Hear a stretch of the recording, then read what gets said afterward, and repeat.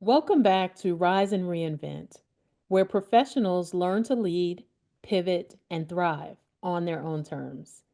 In this episode, I meet with Carrie Wiles, a dynamic technology leader, a fearless trailblazer in a traditionally male dominated industry, and a passionate advocate for authentic leadership. In this inspiring conversation, Carrie shares her journey of breaking barriers, embracing risks, building resilience, and staying true to herself. If you've ever been the only one in the room or struggled to find your voice, Carrie's story will show you how to rise with confidence, navigate challenges, and live life on your own terms. Get ready to be inspired.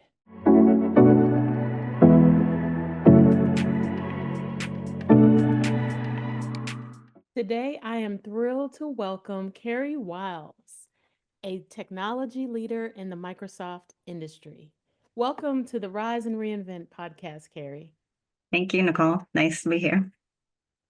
So, we are happy to have you today. We want to hear more about your journey. And so, to kick things off, can you tell us a bit more about you? Not just your job, journey in general, and how that journey helped to make you into the person you are today. Sure. That makes you think a lot, doesn't it? Well, I'm from Michigan originally, but I live in the Buffalo, New York area now. So started as a Midwesterner.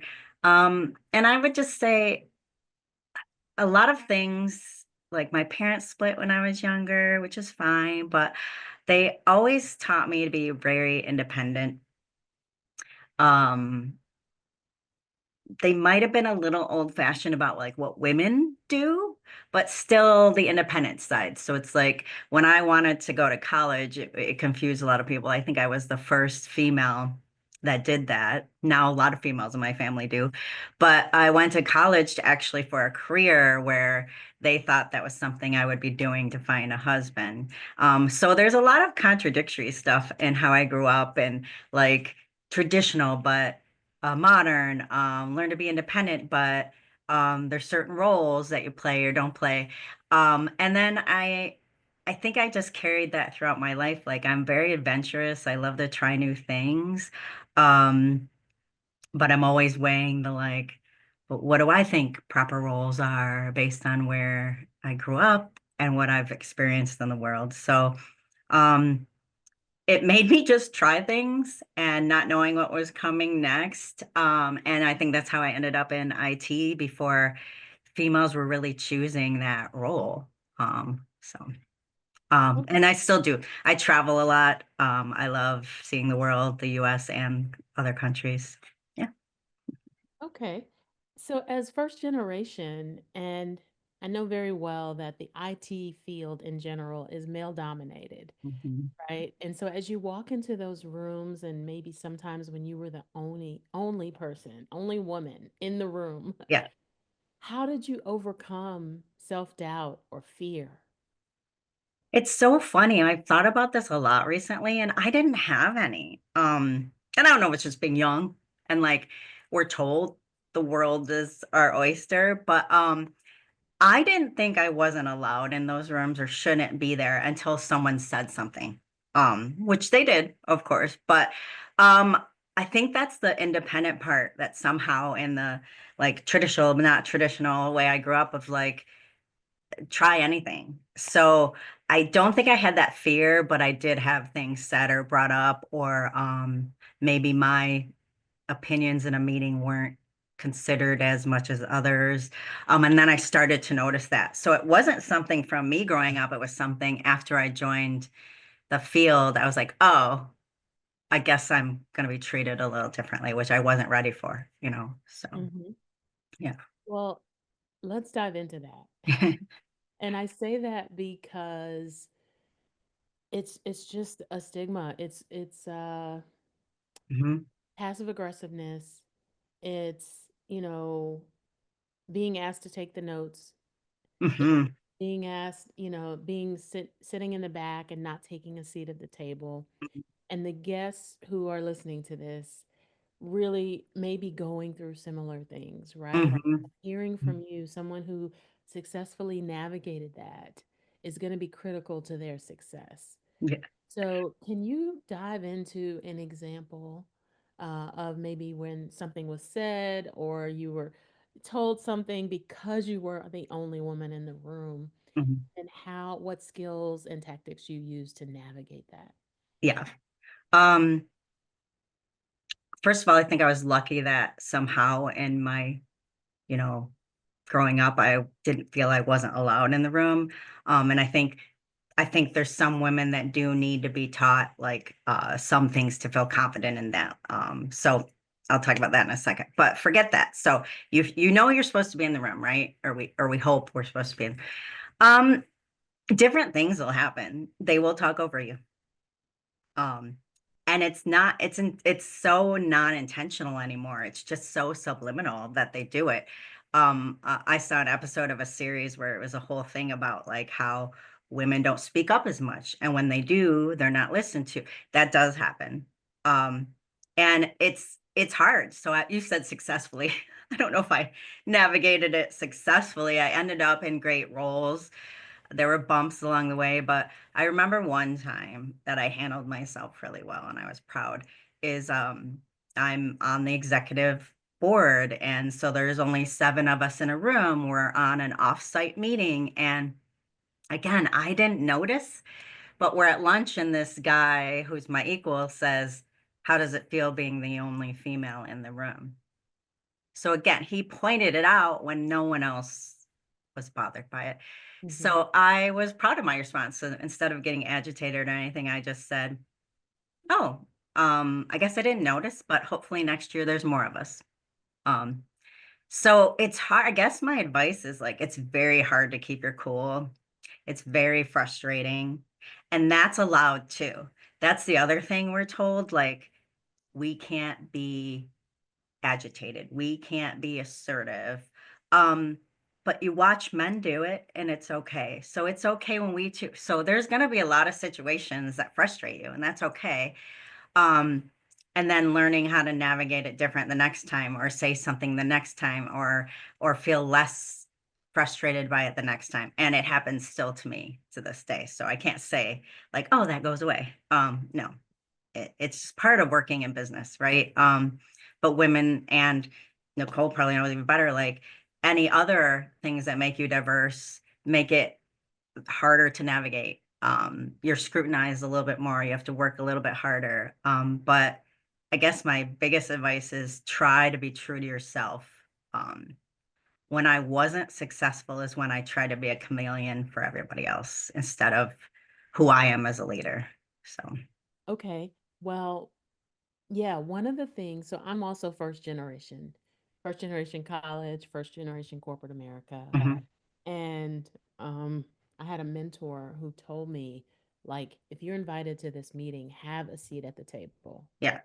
Yeah. You were invited for a reason, right? Don't Right. sit in the back row, have a seat at the table. Hmm. Also, have a point of view, like Hmm. in the meeting, right? We can often, I'm an introvert, right? So I process my thinking before I say it. And Hmm. so that could be perceived as, oh, she's shy or she's Hmm. quiet, And so as women, I feel like we have to be self-aware, Yeah. and then we have to just take the risk and dive in and demonstrate our leadership skills. Yeah. I think that's been huge in my career too. I've done a ton of different assessments to learn my personality, but also others. So, knowing that too, the personalities that will speak up are not just male, female, whatever. They're just a certain social type of personalities versus the people that need to process information. And creating space for all those types is huge in leadership, and you're going to see other people not doing it, right? Mm-hmm. But I think being a good leader is realizing like I'm assertive, I'm talkative, I'm outgoing. What does that quiet person in the room also have to say? And you can create that space for people too. I think like even if you're not the leader, like, oh, this is what I think, but what does so and so think? You can pull those people into the conversation sometimes too, and that helps as well. um I love what you said though about a mentor. You had a mentor. Growing up, going through being in a male-dominated industry, I couldn't find mentors. So I think it's huge that women can do that now and find coaches, find mentors, at least just people to talk out, that you're not wrong. You're not alone. Like, yeah, all those Yeah. things. Yeah. So that was actually going to be my next question Hmm. is, as you navigated your career in this, male dominated industry, IT industry is a great industry, but it's just male dominated. Hmm. Hmm. uh, what type of support system or people around you helped you navigate some of those challenging times or maybe the uncertain times? Hmm. Well, I seriously wanted a mentor and I searched and searched and searched before it was a thing and I couldn't find anyone. So I remember I was already like deep in my career and I'm like, okay, sometimes I've successfully navigated something and sometimes I haven't. So who can I talk to more? And I actually found a woman that is not in my industry, but we were an accounting firm and an IT firm were like next to each other. And I had just run into her a lot and really respected her. And so I asked her to be my mentor, even though she's not in my industry. But she had to do some things right to be a leader in an accounting firm, even though that might be, female and male. So I just kind of sought someone I respected and asked some like questions when I was going through some hard things. But then I was also very lucky that in college you meet like-minded people, right? So those were the huge support. I don't care if it's guy or girl. My best friend went into the same industry, so it helps her and I can get on the phone for hours and talk about work and no one gets upset, right? But it was both. Girls and guys that I went to college with that really helped me just like talk things out because they are in my field. Um, so it doesn't always have to be females that support you either. So I think just like those guys in school helped, searching for someone you respect. I probably did that my whole life too. Like, even though I didn't officially do it, I think I always gravitate towards, strong women that I respect and I want to learn things from. So it wasn't called a real mentor, but I was always gravitating towards them. So Yes. yeah. As first generation, right? You can't go to your family per No. se. Oh no. No, no. Exactly. And you sort of figure it out. And Yeah. so I feel like women, people of color, first generation individuals, they need the mentor. My mentor, Hmm. you know, mentors just gravitated. I signed up for the formal programs, but I also went after people that I respect Hmm. and I looked up Hmm. to. Hmm. And I went in there and I just said, hey, I need your help. Yeah. Help navigating this passive aggressiveness. What Right. do I do when I'm told I have to do this thing, but I don't feel comfortable doing this thing? Mhm. And so mentors really, really drive success. Right. And then there's also this pay it forward, right? So I'm sure, tell us about your mentoring, how you mentor others to grow their careers. Well, I love that idea, because I so wanted it my whole life. So I actually went through a coaching certification program at the university that I went um, to be trained a little bit. So like it was shocking to me because they were teaching you not to be advice monsters, they say. And I was like, oh, I thought that was mentoring, giving advice, but it's really not. So it really teaches you to ask a lot of questions, let the person get to their own conclusion for their own self with you as guidance. So um, not everyone needs that to be a mentor, but it helped me like I've been a leader. So why I'm good is I have the answers.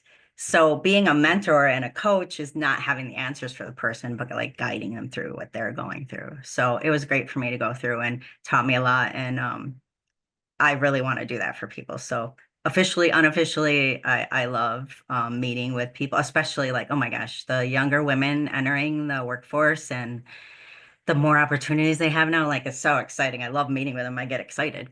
Um, because they're navigating stuff in a different way you and I had to as first Yeah, generation, right? So yeah. yeah, absolutely. And also, I like to say that everyone needs a sponsor, a mentor, and a coach. Mm-hmm. For the reason that you just described, which coaching is not about giving advice, but mentoring is. Right. Right. Right. Yeah. And you need all the, I mean, you need a community.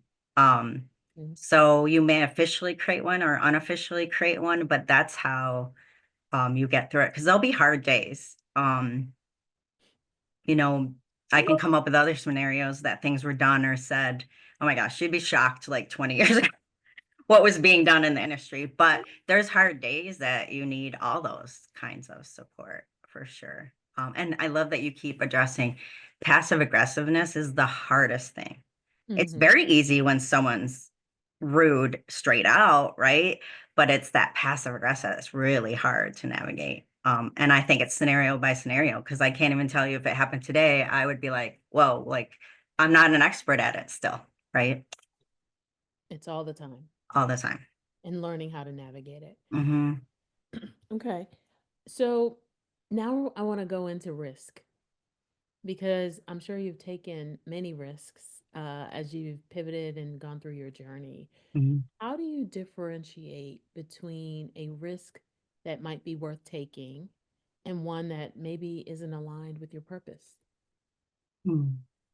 That's a good question. Um, I think I pay attention to that more now. When I was younger, I'm a risk taker. So sometimes that's good, sometimes that puts me in situations, but it's what's helped me um in this male dominated industry because like I'm not afraid to take the risk. So I think I was alluding to that before as I was helping at my university like how can we mentor girls, and they were saying we need to do things like just teaching people to play poker, um teaching them those skills that they're risk taking skills. So some women are not raised with risk taking skills. So they choose the opposite. And I was raised, again, weird, traditional, but risk taker. So young, I took all the risks. And did I misstep? Yes. So I think that helped me actually, because I just went after all of it and learned, oh, navigate that differently, do that differently, so that now I actually have a thought process about it, like which risks are worth it, which hill do I want to die on today, what's important, what's not important. And I think when I was young, I just went for it all. And I wouldn't suggest that, but like I was a heavy risk taker, so I had to learn the opposite, where some people might have to learn to take risks. So you should be somewhere in between, is Yeah. my advice. I've heard about the CLR, career limiting risks. Hmm. Like those risks Hmm. that are like, ooh, you might get fired if you if you do this thing. Right. So you want to But be is that okay? Is that a good fit then? You know, I've beat myself up in my career where I've had conversations that didn't go well, or maybe we did part ways, either I left or and it's not always a bad thing because maybe it just wasn't a good fit. Even if it gets to a point where a conversation doesn't go well, that's the thing that we, I think, as women beat ourselves up to is what did I do wrong? No, maybe the situation was not right and was not needed for anybody, but we always are like, what did I do wrong? What could I do better? Right. So um so you talked a little bit about this, but what role did failure play in your journey? um more self-awareness. Like I told you, when I was young, I was a risk taker and like probably thought I knew everything in my 20s, right? Because we know everything by then. Um, so I think it helped me to like realize like especially as a female and male dominated, you don't have to be a bull in a china shop to get there. Um, I am assertive, and so I have to learn to embrace that. Like, but there is a self-awareness of like others, and like I told you, the like learning there's other personality types. So like I can talk the whole time, or I can make space for other people. So the failure has taught me, oh, well, you weren't being as self-aware. You weren't being also aware of other people. And that's still important, even though I need to be true to myself. And then the biggest failure for me was truly not being me. When I was really trying to be a chameleon, I was so tangled up and like I didn't even know who I was anymore in my career. Like, am I this way? Am I that way? How do I handle? I was so confused about myself, and it was because I was trying to appease everybody instead of being true to myself. That was the biggest failure. And it didn't go well for anybody then. Like, if you're not being true to yourself, you think you're helping, but you're not. So, how do you reinvent yourself while staying authentic to who you truly are at the core? Mm. I think you always can, even if we think we can't. Like say you work somewhere and things have not been going well. I think you can reinvent yourself there with people, or you can decide it's not a good fit and reinvent yourself somewhere where it does fit. But it's all what you need. So um I do think time away from work is important. I don't care what it is. So for me, it's yoga, getting grounded, meditation, so that I can assess those situations and what's good for me, what's not good for me. Because if we don't do that, I think we go towards our strongest tendencies. So in all these assessments I've done, our strongest like features and our personalities can also turn into our faults too. So if you're not resting and balancing and grounding yourself, then your good tendencies can turn into bad tendencies. So that's what I would say is important. Okay. If you could give advice to your past self at the start of a major transition, what would Mhm. that advice be? I always have this in my head. I wish I know it sounds like I was not messy. Like I was very always logical, always thought, even though I'm a risk taker, I thought everything through. Um, I wish I lived a little bit messier. Like just be me and be messy and let it land where it's supposed to land. I tried to control a lot. So that's my advice for my younger self is like, just be you and be messy and things will work out how they're supposed to. So, Okay. mhm. What's one leadership lesson that you learned the hard way? Hmm. Probably a bunch. I'm trying to pick like one good one, but I think it's what I've been talking about. I can be assertive, I can talk. Um, I had a team member tell me, he's quieter. He wants to speak up in team meetings, but by the time he's ready, I've moved on. So, that for me was a lesson of like, I think I'm being a good leader, but I'm not pausing. I'm not bringing in the rest of the team. So that was a good one. And I love that he felt good enough to tell me that. Like, I can't get a word in edgewise with you. I'm like, okay, good point. Yeah, you mentioned that earlier of creating space for others, Mhm, be mhm, their authentic self. mhm. Just so important. Yeah. Because you want it done for you. Yeah. If you do it, I do think if you do things, people start to learn and pair it. But um, maybe that's a way Yeah. that I've gotten this far is I learn from others. I hope when I do well, they're learning from me and we're all creating a better space and a better space. Okay. What would you say is the most unconventional piece of advice, uh, career advice that you've received, but it turned out to be true? I got this young and I wish I would have listened. It stays with me so much. So my first boss in this industry, he was such a good boss. And then I went through like good, bad, toxic. But we were walking out of a customer site one day and he said to me, you need to care less. And I thought he was crazy. Again, because I'm in my 20s, I know everything. Um, he's like, you just need to care less. I'm like, I don't know what that means. He goes, I know, because I am the type that I care too much. I get too passionate. And what he was trying to teach me is like, there is good enough. There's not perfect. So I remember like standing in the parking lot, he's telling me that, and I didn't understand what he meant. And now, years later, I'm giving that same advice. It's like, it's just work. Like it's important, but it's not life or death. And there is like what's good for everybody so that you can move on to the next thing instead of trying to hit perfection every time. So I love that piece of advice. I absolutely love it. Yes. Okay. I wish I would have listened to it right away in my 20s and been a better leader from day one. Yes. You now pass that on to others that you lead. Hmm. Right. Hmm. Yeah, people striving for perfection. Good is enough Hmm. a lot of times. Yeah. Yeah. Yeah. What would you say is your ultimate goal? What is your definition of success? That's a good question because it changes, right? Mhm. Different parts of my career have had different goals. Even I could say 5 years ago to today. Um, so right now, I just really want to be a good leader in my role. I want to create a really strong team that likes working for me, likes working together.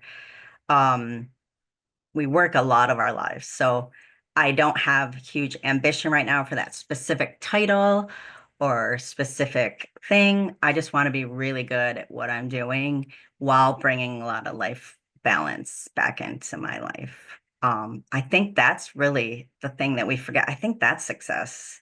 Um, no matter what role you're going after, no matter what title, not getting too wrapped up in work is huge success. So for me, life balance is my biggest success goal going forward.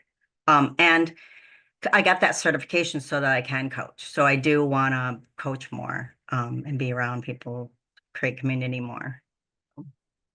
Okay. So, So that balance, mhm. what does that look like? Like tell us more. So I've been doing a very good job of it in the last, I want to say 5 to 7 years. But again, going back to that, like it's good enough. I set boundaries for my work time. And so depending on what you do, maybe you can or can't. But like I do set boundaries on Mondays and Fridays of when people can set up meetings with me. Um, I pick one night I'll work late, but not all nights. So whatever that looks like. Some people need lunch breaks. Like I don't necessarily need that. So that's not a boundary. But I have had to put boundaries because I like what I do and I'll just keep going. Mm-hmm. Like all of a sudden it'll be 7, 8 o'clock at night. And I'm like, what are you doing? It's just because I like what I do, I can get out of control. So I had to set boundaries. Um, I take vacation, like long vacations, 2 week trips away. Okay. So for me, and then still doing things like we can get wrapped up in our jobs all week. But I want at least 2 to 3 things a week I'm doing. I don't care if it's just a yoga class, dinner with girls, or something bigger, but um, I don't want my whole life to be wrapped up in work. It has been, it can be, right? Mm-hmm. But that's I've gotten to the role I want. So my next goal isn't to move up, it's to be very good and have good life with it. So yeah, What obstacles do you see that you might need to overcome in order to achieve that goal? kind of what I was just saying. I love what I do too much. And it's something I'm good at. So like how hard is personal life, right? We talk about how hard work is, but add all these things we're talking about to how you navigate relationships and your friends. And I think that's harder. Mm. So I sometimes default to work that I'm like, oh, I'm better at it here. So the obstacle for me is myself, like, and not just dump, like falling into what I'm good at. Like, nope, you set your boundaries. Now go do the hard things in regular life. So, um, and that's probably flips around for people. Like, if you asked me in my 20s, I'd think personal life was easy, work was hard. But now I've like flipped that stuff around. And I don't know if it's self-awareness or just age or like, now my personal relationships are extraordinarily important to me. Yeah. Um, so, but yeah, That's I think I'm the prob biggest obstacle. No, that's probably what it is prioritization. Hmm. Like earlier, it was like my career, right? I'm at the beginning of my career. Hmm. I have to really do well so that I can hit the levels that I want to hit. Hmm. Hey, friends and family, maybe you have to take a little bit of a back seat. But once Hmm. you're seasoned in your role and your industry, it's Hmm. like, well, I could do the work thing all the time, but now family and Right. friends and all those things.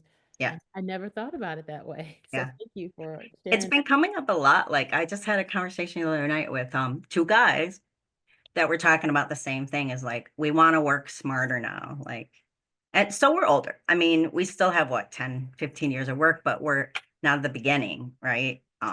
So everyone's having that thought, like, how do I do this smarter, better, have more life too, but still be good at what I do? yeah. Okay, so my last question, Mhm, if you could either give males in the IT, male dominated industry one piece of advice on how to help others navigate their journey, or if you could give that, incoming young, you know, excited person who wants to become a successful leader in corporate America mhm, advice, what would you say? mhm. Oh, men are harder. Um, I've witnessed some really good men in the environment, and they're, you know what it is, they're just aware. Um, so how do you give advice for that? To be a man and supporting women in a male dominated industry, you just have to be aware because you have to see the things that are happening and then help change them. Like, I had a coworker that I would speak up in a meeting and then he'd have to repeat it and then they would listen. So he Mm. would do that for me because he's like, no, what Carrie just said, and then they'd stop and listen, but because he watched, so he was aware. So for men, I would just say awareness, watch, for yourself, for others, everything, and then you'll know what to do. Um, and then for young people, oh my gosh, it's always that try to be you. Um, Are you assertive? No. Are you quieter? Great. All those personality traits are great. Um, so just figure out your strengths and your weaknesses so that's you can be working with mentors and coaches on your weaknesses. So like I still do it every day. I take assessments constantly. To remember like what are the things I constantly have to work on versus the things I'm strong at. And like keep your confidence in what you're strong at and just through your life keep working on the things that you're not strong at. Like and you'll get better. So Absolutely. Well, thank you so much, Carrie. yeah, It's thank been you. very insightful, and I wish you continued success on your journey. You too. Thank you so much for having me.